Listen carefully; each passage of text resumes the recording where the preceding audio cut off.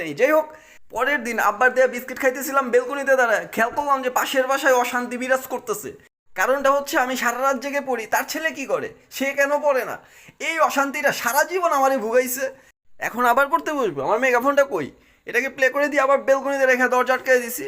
যাই হোক, এরপরে পরের দিন আমি রাতে মেগাফোনটা প্লে করতেছিলাম, হঠাৎ দেখি কি ব্যাপার, আমার মেগাফোন বাজে না কেন, আমার রেকর্ড বাজে না কেন?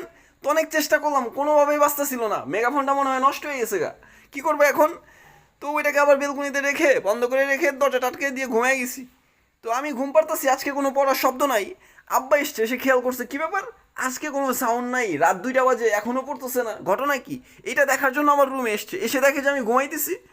তো আমার ডাক দিছে, কী ব্যাপার, পড়া বাদ দিয়ে ঘুম, ঘটনা কি? বললাম আব্বা, পরে দেখি যে পাশের রুমের ওই ছেলেটা জোরে জোরে পড়তেছে।